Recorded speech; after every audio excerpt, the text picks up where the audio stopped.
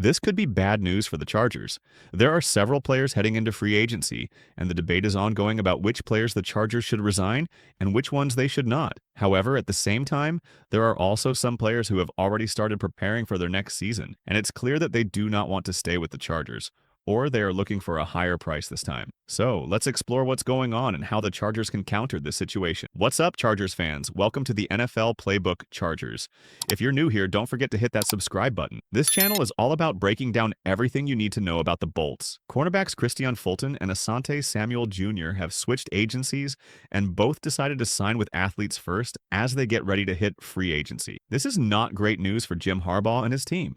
The move to a new agency will likely make it harder to keep both Fulton and Samuel. With their new agency, their price tags will probably go up, and even though the Chargers have plenty of cap space, re-signing both players will be a challenge. Elijah Molden is also a free agent, meaning that the Chargers could end up losing 3 crucial cornerbacks to the free agent market next month. While Los Angeles does have the financial flexibility to keep their current players, it's important to note that if they truly want to see significant improvement in their roster, they will also need to allocate some of that cap space to address other positions. The challenge will be balancing the need to keep their key cornerbacks while also strengthening other areas of the team to stay competitive. Given that Los Angeles has pressing needs when it comes to adding offensive weapons and must also focus on addressing Khalil Mack's situation, it's going to be a tough challenge for the Chargers to also keep their secondary intact. Balancing these priorities will require careful planning, and it may be hard to address everything they need without making some tough decisions. The Chargers might have no choice but to look to the NFL draft for solutions, as cornerbacks are definitely costly.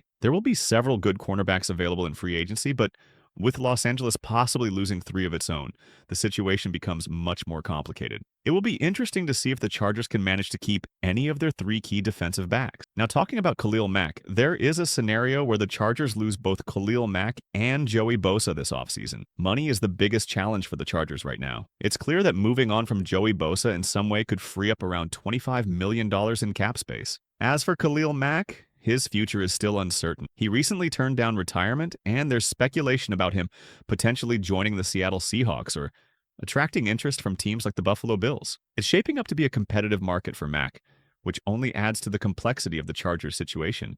The obvious move for the Chargers would be to part ways with Joey Bosa and use the cap savings to keep Khalil Mack. However, that plan only works if Mack's asking price doesn't skyrocket in free agency and become too expensive for the Chargers to manage. The open market will play a big role in determining if this strategy is feasible, and that's not guaranteed, which is why Jason LaCanfora from the Washington Post has speculated that the Chargers might end up losing both Bosa and Mack. According to him, this year the free agency class is weak, and Mack is one of the few headliners despite his growing age. It may sound crazy, but don't rule out the option of his return to the Chicago Bears. Interestingly, the Bears put good amount of capital when they traded him from the Raiders, but they got less when they sent him to the Chargers. And now, the Bears want pass rush help. They have good cap space to spend and are under pressure to win with quarterback Caleb Williams on his rookie deal. Losing both Khalil Mack and Joey Bosa in the same season might seem like a disaster, but it wouldn't be that disastrous. In fact, it could open up opportunities for other players to step up and lead. There are also speculations about Joey Bosa potentially joining the San Francisco 49ers next season to play alongside his brother Nick Bosa,